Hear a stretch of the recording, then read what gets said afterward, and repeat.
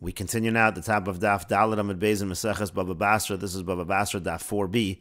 On the previous summit, the Gemara brought the Mishnah which said that if a person builds the wall, let's say just one of the neighbors builds the wall, so then he makes a chazis, which is essentially a sign that it was just built by him. And the Gemara asks, what is the nature of this sign? And the Gemara is now bringing Rabbi Yochanan's approach. Rabbi Yochanan says, Nishaye ba'amsa milavar, he puts some clay on the upper part of the wall at the outside. Rashi says, Nishaya ba'amsa milavar yehi toch betit amma barosh hakosel mibachutz, on that top amma of the wall, he puts some clay towards the outside, and that indicates that it is his wall. And the Gemara says, V'niyavin milagaf, but again, why not make the clay? You should put it on the inside. Why is he putting it on the outside towards the neighbor? And the Gemara says to that, Avid chavri milavar, because if he puts it on the inside, then his friend is going to put the same thing on the outside. V'yamar didi v'didehu, and then he'll say that it's mine and it's his. And the Gemara says, Hihachi, if so, hashtanami, now also when he puts it towards the outside, to kafel alei chavri v'amar didi v'didehu, so the friend is going to peel it away, the neighbor will peel it away and say that it's mine and it's his. And the Gemara says to that, kilufa meida yediyah, when he peels it away, when he tries to remove it, that's going to be known, it's going to be clear, so he will not be able to do that. And the Gemara continues, Hutza, let's say you have a fence that's made from palm branches, so what are you going to do in that situation? As Rashi says, Hutza, imasu mechitzas nitzorim ketzad yasu chazis. How are you going to make a chazis in that situation, a sign that it is your wall? And the Gemara says to that, Amar Rav Nachman says, Sinufe yireche milavar. Rashi says, Sinufe yireche milavar, Rosh Ahutza, meaning the top of those branches, Yoshev letzad sada chavero, he has to bend it towards the field of the neighbor, ukashiyasonef ahutzim kashiyechlo echad v'itenes chavero, yisnefenu mibachutz. And when he's positioning these palm branches, so when one of them ends and he puts on the next one, again, he should direct it more towards the outside. That's what Rav Nachman says that he should do again in the situation of a fence of palm branches. And the Gemara says, again, v'neyavid milagav, so why not direct it towards the inside? And the Gemara says, avid nami chavri milavar, because then again, the neighbor is going to put it towards the outside, v'yamar didi v'dideu, and he's going to say that it's mine and it's his. And the Gemara says, Yachi, if so, hashtanami gayis v'shadile, he's going to do the same thing. Over here, what he'll do is he's just going to cut it off, the neighbor will cut it off, v'yamar didi v'dideu, and he'll say that it's mine and it's his. And the Gemara says, mashrik leitina, what he does is, he puts on some clay. But the Gemara still says, Hashtanam yasi chavri v'kolif kilufa. But the friend will go and he'll remove that clay.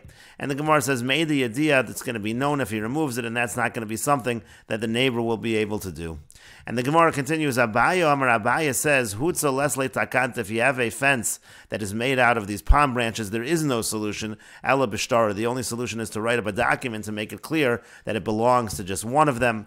And Rashi explains, Ela b'shtari maso ha'echad, if one person makes the fence, Yavi Eidem v'yachsmulo, he needs to bring witnesses to sign that it's his, v'maso shenayim, and let's say two of them make it, Yoidu Eidem v'yachsmu, they'll testify, they'll sign, the Svrele kufla detina melove, Hutza lo yedid, because he says that if you're going to take away this clay that's added, let's say you remove it, one of the neighbors removes it, it's not going to be clear, so there is no real solution to create a siman in this case.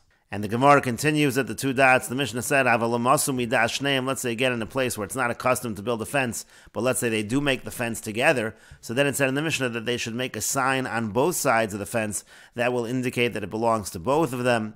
And the Gemara says, Amarle Rava mi Parzika Ravashi. Rava from Parzika said to Ravashi, Lo yasu lo zeva lo zeh. Why are they making a siman on both sides? Just don't make any siman at all, and then it will be assumed that it belongs to both of them. And the Gemara says, Amarle, he said back to him, Lo tzricha, no, it's necessary to call them chad minayu v'avad didei. What happened is one of them already made a siman for himself. V'lo avad chavri amar didei. So if the friend doesn't do it, the person will be able to say it's totally his, and that's why they both need to make a siman in this situation. But the Gemara says, V'tana takanta l'ramai, do you think that our Mishnah is giving a solution for a case where one of them is trying to cheat? The Mishnah seems to be saying that this is what should be done in general, that you should put a sign on both sides of the fence. It wouldn't be saying that if one of them went ahead and did what he shouldn't have done, then the other one should do that as well. Would that make any sense? V'tana takanta l'ramai kamashmalan is the Tana teaching us a solution for a cheater. But the Gemara says back, Amar Le, he said back to him, V'reisha lav takanta l'ramayu, but the reisha of the Mishnah also, the beginning of the Mishnah also, isn't that a solution because of a cheater? In other words, when we're saying that one of them should make a sign, if one of them built the fence, he should make a sign that it's his. Isn't that to prevent the other one from cheating? So the whole idea over here is to prevent cheating. The Gemara says, no, Amar Le said back to him, Bishlama reisha, I understand understand the beginning, the first part of the Mishnah, Tana Dina, because there you have a halacha that is first taught, Umishum Dina Tana Takanta, and once you have a halacha that's taught, so you teach a solution. Ela Seifa, but at the end of the Mishnah, the end case, Dina Katani de Katani Takanta, is there a halacha there that's taught that we now need to say a solution?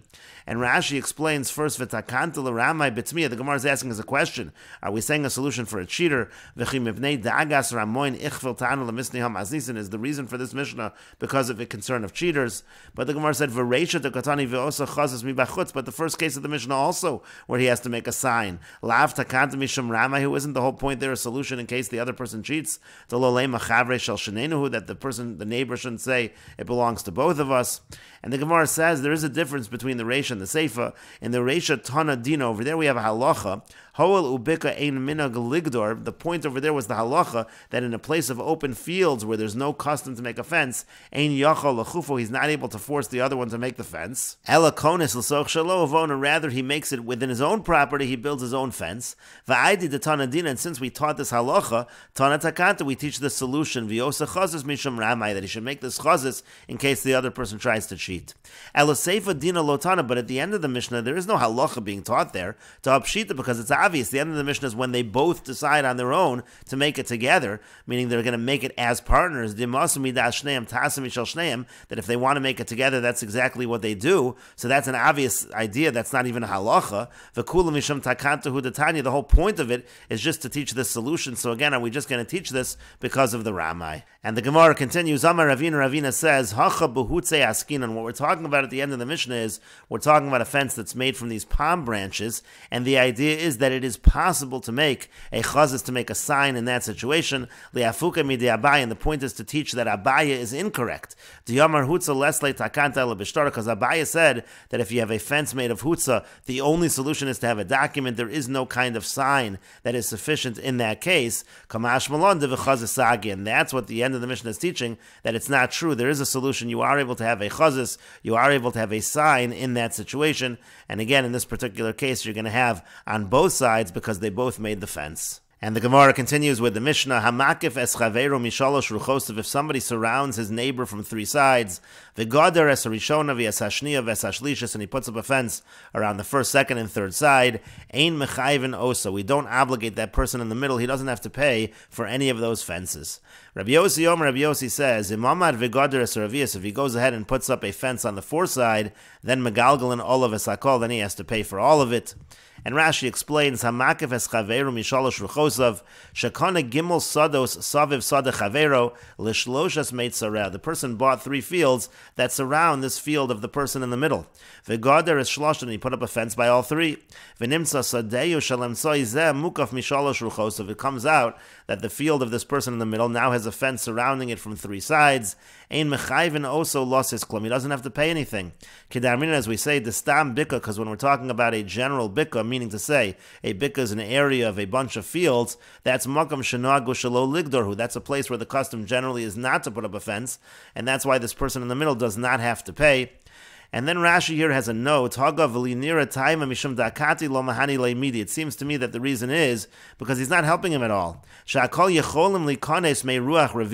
everybody can still enter into the field on the fourth side. Now we should note over here that according to this note in Rashi, the issue is not hezek re'iyah, the issue is the fact that you're protecting people from entering into the field. It seems as though Rashi understands at the beginning, Rashi seemed to be saying that we're talking here about hezek re'iyah and the fence is built right up along the person in the middle. But now we're just saying even if those fences are on the outside to prevent those from coming in, because everybody can enter from the fourth side. But let's say he put up a fence on the fourth side, so then already we would obligate him to pay. Gemara will explain all of this in the Gemara, meaning Rashi is noting that according to the Tanakam, it's only because he surrounded him just on 3 sides that person in the middle does not have to pay, but if he surrounds him on 4 sides, so then the person in the middle will have to pay. And Now, even though we generally say that when it comes to a bikah, it's a place where the custom is not to have a fence, that's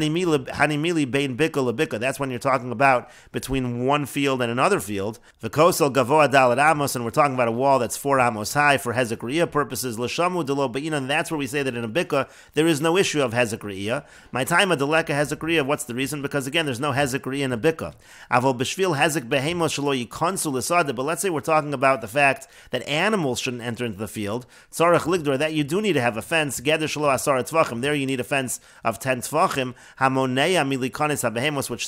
which stops the animals from entering. So here you see again two explanations in Rashi. The first explanation in Rashi before the note is talking about the fence that we talk about in terms of hezek re'iyah. That's a 4 amos fence. And then in this note of Rashi says we're talking about a fence of 10 tvachim that stops animals from entering. And Rashi continues, Hachi Garsin, in the proper text of the Mishnah is as follows. Rabbi Yossi Omerim Omad V'Goder Es Ravias. Rabbi Yossi says, if he goes ahead and puts up a fence on the 4th side, V'Lo Garsin Nikaf. Now the proper text should not be the word Nikaf. We don't have the word Nikaf that the person in the middle is putting up that 4th fence. That's not what it says in the Mishnah. Hagav V'Chem B'Perish Rach. That's also what the Rach explains. Umiyu Nikaf Mefarshin An Lo L'Kamon. Nevertheless, the Gemara later is going to say that we are talking about the Nikaf. We're talking about the person in the middle whose field is surrounded. Tosus V'Hachi Mukach B'Perak Beis de Bava Kama. That's also clear in the 2nd parak of Bava Kama. V'Haloshen Mochiach. And it's also clear from the language of the Mishnah.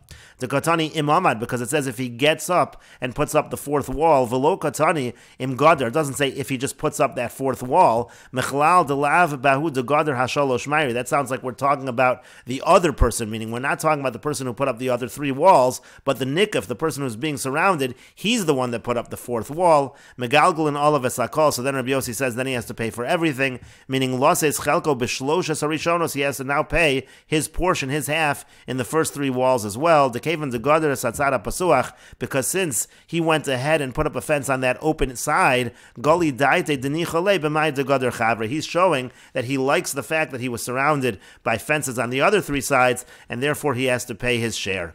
And we'll just note the way we see over here that Rashi has 2 separate explanations is because in the first part of Rashi says on the 3, when he's surrounded on 3 sides by walls, he doesn't have to pay for that. Why? The stam bika mokom shenagu shelo ligdorhu. Rashi said that in general by a bika it's a place where the custom is not to put up a fence, and that's why he doesn't have to pay anything.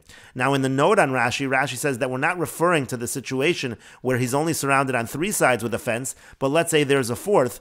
Rashi there draws an inference. In the Haggai he says, Avolim Gadar Revius Mechayven Oso, that according to the Tanakama, not within Rabbi Yossi, even according to the Tanakama, if he goes ahead and surrounds him on all 4 sides, then he does have to pay. Now, why would he have to pay? So, according to the note in Rashi, even though Stam Bika is Malkum Shanago Shalo Ligdor, even though generally a Bika is a place where you don't put up a fence, that's talking about Hezek Re'iyah, but in this Hagah, in the second explanation of Rashi, we're not talking about Hezek Re'iyah, and therefore there is an obligation to pay for that fence because it's keeping out the animals, and so therefore, again, that's why you see that Rashi has 2 separate explanations. In the first explanation, Rashi is just focusing on the 3 walls that surround the Nikaf, and there he doesn't have to pay because we're talking about Hezek Re'iyah, and there is no Hezek Re'iyah in a Bika. It's a place where the custom is not to put up a fence. And then in the note, in the second explanation of Rashi, he's referring to the inference of the Tanakama. When we draw the inference from the Tanakama, we're talking about where he's surrounded on all 4 sides, where he does have to pay. Why should he have to pay if it's a Bika? If it's a place where the custom is not to put up a fence, there's no Hezek Re'iyah. So in that version of Rashi says we're talking not about Hezek Re'iyah, we're not talking about a 4 amos fence to keep a person's privacy, rather we're talking about just a regular fence to keep the animals out. And the Gemara says, Amar Rav Yehuda, Amar Shmuel. Rav Yehuda says that Shmuel says, Halacha Rav Yossi, the halacha is like Rav Yossi. The Amar Im Amad V'Gader Es Ravius, who says that if he goes ahead and puts up a 4th wall, so then Megalgal and all of Esakol, then he has to go ahead and he has to pay his share in all of the walls. And the Gemara then says, Loshna Amad Nikaf, Loshna Amad Makif. It actually doesn't matter whether the Nikaf is the one that puts up that 4th wall or whether it's the Makif that puts up that 4th wall. Meaning, again, the Nikaf is the person who's in the middle, the person who's being surrounded. The makif is the person who's on the outside, who's surrounding the nikuf. It doesn't matter who puts up that fourth wall. The idea is that that fourth wall creates a benefit for the nikuf, and the nikuf therefore has to pay for that benefit, and that's the halacha, like Rabbi Yossi, that he has to pay for everything. And the Gemara says, Itmar, it was stated the following, machlokas amoraim, what does it mean that he has to pay everything? Rav Huna says, hakol lefi masha gader, it means whatever kind of fence was put up, he has to pay half of that. He has to pay half of all of the walls that were put up. It doesn't matter if it was an expensive fence, it doesn't matter if it was a cheaper fence, he's going to have to pay his share. Chia Barav says, no, hakol lefi demei kanim bezul, it all goes according to the amount that the cheapest fence would have been. Let's say you would have had a fence that would have been made just out of branches, and it would have been made at a cheaper rate, so then the person just pays that amount. He has to pay for all four walls, but just because the makif used an expensive kind of a wall, that doesn't mean the nikif has to pay half of that. Rather, he just pays the half of a cheaper kind of wall.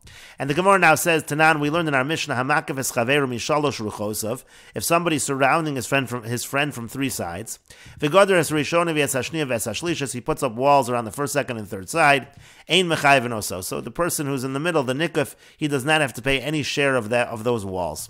And so then we draw the inference, and again, this is the inference that was also drawn in the second version of Rashi, in the note of Rashi. Haravias mechayven oso, it sounds like from the Tanakama, that if the fourth wall would have been put up, so then he would be obligated to pay his share. Ema Seifa, but now let's look at the end of the Mishnah. Rabbi Yossi says, if he goes ahead and puts up the fourth wall, megalgalan olav esakol, then he has to pay for everything. And so Rabbi Yossi seems to be saying exactly the same as the Tanakama. Everybody seems to agree that if the fourth wall is put up, he has to pay for everything. And so how do we understand the difference between the Tanakama and Rabbi Yossi? And the Gemara says, Bishlam Rav Huna. Now I understand according to Rav Huna is the one who understood in the Mishnah, hakol lefi masha gadol, that he has to pay according to Rabbi Yossi, his 50% of the wall, according to whatever the wall was. If it's an expensive wall, he has to pay 50% of that. So Bishlam Rav Huna damar hakol lefi masha gadol, ba'hainu deika bein Tanakama of Rabbi Yossi. According to Rav Huna, who says that according to Rabbi Yossi, you have to pay 50% of whatever kind of wall was used. So then we understand that there's a difference between the Tanakama and Rabbi Yossi. Tanakama savar hakol lefi demei kanim bezol. According to Tanakama, you have to pay only 50% of a wall of the cheapest kind of wall. And yes, that's all he has to pay. Umasha gadol lo, he doesn't have to pay 50% of what the wall actually is. For Rabbi Yossi says, hakol lefi masha gadol. Rabbi Yossi goes further and says that the nikuf actually has to pay 50% of whatever kind of wall was put up, even if it's an expensive wall. Ela l'chia barav, but according to Chia Barav, the Amar hakol lefi demei kanim bezol, who says that even within Rabbi Yossi, we say that the nikuf doesn't have to pay so much, he just has to pay 50% of a cheaper kind of wall. So ma'ika bein Tanakama and Rabbi Yossi. So according to Chia Barav, what is the difference between the Tanakama and Rabbi Yossi? Because you can draw an inference from the Tanakama as well, that if there's a fourth wall, he's going to have to pay that. If you're not even paying demei kanim bezul, you're not even paying the cheaper kind of a wall with the branches. So my kayoivle. So what exactly is the Tanakama saying that he does have to pay? And so the Gemara suggests, if you want, I could say the following answer. Agar netira ika beinai. The difference actually is, do you have to pay the wages to guard the area, to guard the property? Tanakama Samar, the Tanakama holds, Agar netira in. You don't have to pay 50% of any of the walls. You just pay the small price of a shomer. Let's say there's actually produce. At the times that produce is growing in the field, if you pay a watchman to watch over the field, you won't have hezek re'iyah. People are not going to come in and close to the field to look at the field. So that's all you have to pay if there's a fourth wall, according to the Tanakama, just that small price for that shomer at the time that the produce is growing to make kanim bezullo, but you don't have to pay the value of the fence that is made out of the cheaper kind of branches. For Rabbi Yossi says to make kanim bezul. No, you do have to pay for the fence. Now you don't have to pay for an expensive fence, but at least you have to pay 50% of the cheaper fence. If you want, I could say a second answer to understand again within Chia Barav what is the machlokas between the Tanakama and Rabbi Yossi. Rishona, Shniya, Ushlishas, Ika Beinayu. The difference is, what about the first, second, and third fence? Tanakama Sava Revius Hudayoivle. The Tanakama says that if there's a fourth wall, so he has to pay for his share of that fourth wall. Aval Rishona Shniya Ushlishas Lo Yoivle, but he doesn't have to pay for his share in the first, second, and third wall. For Rabbi Yossi Sava Rishona Shniya Ushlishas Nami Yoivle, and Rabbi Yossi says no, he has to pay for his share of the first, second, and third wall as well. Iboy same, if you want, I could say a third answer. Makif v'nikif ika beinayu. The difference is, who are we talking about who's the one that's putting up this fence, the makif or the nikif. The Tanakama sover, the Tanakama holds, Taima do amad nikif. The reason why the person has to pay is because if the nikif is the one being surrounded, goes ahead and puts up a fourth wall, so then already the megalgal and olav esakol. Then he has to pay for everything because he's showing that he likes the fact that he has these walls. Aval amad makif, but let's say it's the person who's surrounding him. He's the one that puts up the fourth wall. Eino no sein lo el demei revius. Then you only pay for that fourth wall. You don't pay for anything else. Rabbi Yossi says, Loshna nikif, Loshna makif. It doesn't matter who puts up the fourth wall, whether it's the one being surrounded or the one surrounding. Im amad vegadar, if he goes ahead and puts up that fourth wall, megalgal and olav esakol, then he has to pay for everything. And the Gemara continues, Lishna achrin, another version of this last answer, makif v'nikif ika beinayu. The difference between them is, again, who's putting up that fourth wall? Is it the makif or the nikif? Tanakama sufferim gadar makif esaravius. The Tanakama holds that if the makif is the one that puts up the fourth wall, nami yoivle, he still has to pay him. For Rabbi Yossi says, Imama nikif v'gadar esaravius hu do yoivle. Only if the nikif is the one that puts up the fourth wall, so then he has to pay him. The gali daite denichale, because then he's showing that he's pleased with the fact that he's surrounded by these walls. Avalim gadar makif, but let's say the makif is the one that puts up that fourth wall, lo yoivle midi, then he doesn't have to pay him anything. And Rashi explains, Lafi Masha Gadar, again, according to Rav Huna, he pays according to whatever the value of the fence is. B'chol Yitzios Shahotzi Ban Rishon Yachzer Lo Mechsa, whatever that first person spent, the nikif has to give him half. And according to Chia Barav, it's just to make kanim, it's just the value of the branches or the reeds, meaning a cheaper kind of a fence. D'Yamar Le L'Didi Sagi Li Begeder kanim, because he could say it would have been good enough for me to have a fence of reeds. V'Yefshi B'Hotzah Shal Geder Avonim. I don't need to have a wall that's made out of stones. And the Gemara then went on to ask on Chia Barav, what is the difference between the Tanakam and Rabbi Yossi, because they both seem to agree that if there's a fourth wall, the nikif just pays the value, half of the value of a cheaper fence. And one of the answers the Gemara gave is Yoiv le'agar natir. The difference is that according to the Tanakama, if there's a fourth wall, he doesn't pay for a fence, rather he just pays for a shomer, for a watchman. Davar muat shayatzarach litein l'shomer b'chol shan. It's a small amount that you give to a watchman every year, kishiba kamoseh, when the produce is actually standing in the field. And Rashi continues, the Gemara then had another answer that the difference is the first, second, and third wall. The Tanakama suffered to may revius yoivle. The Tanakama holds you pay for that fourth wall im gadra makif. If the makif is the one that put up that fourth wall, the nikif would have to pay his share of that fourth wall. Avol demei harishonos lo yoivle, but he doesn't have to pay for the first, second, and third wall. Shekvar yotza mehem zakai bebezin shayu sham yomim ravim v'lo hoilulo. That already Bezin already said he doesn't have to pay for. They've already been standing for many days and they were of no benefit to him, so those he doesn't have to pay for. Vim godra nikif l'revius. Now let's say it's the nikif that puts up that fourth wall, so lo yoiv le'midi, he actually won't have to pay anything because he's already paid for the fourth wall, which is the only one he's responsible for. Kedepei Rashi shekvar yotzi yedei bezin mehem. Again, he already left court innocent in terms of the other walls. Ul Rabbi Yossi loshna gadra nikif loshna makif. Now according to Rabbi Yossi, it doesn't matter if it's the nikif or the makif who put up the fourth wall. Megalgalin olav esakol bekulan to make economy. He's going to have to pay for all of them according to the value of a cheaper fence.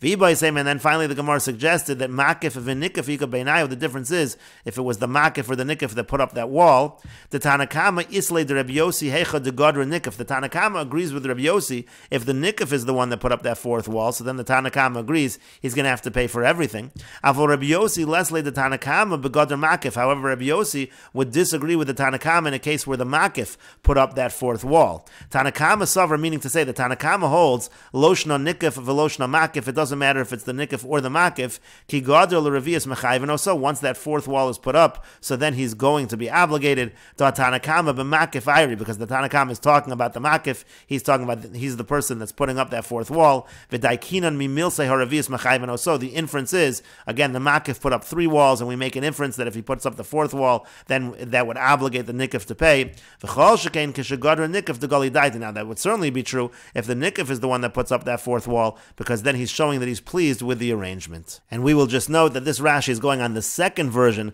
of this answer of makif of a nikif ika beinayu. The first version had it in the reverse, and we will continue with this discussion in the next video on Daf Hey Amud Aleph.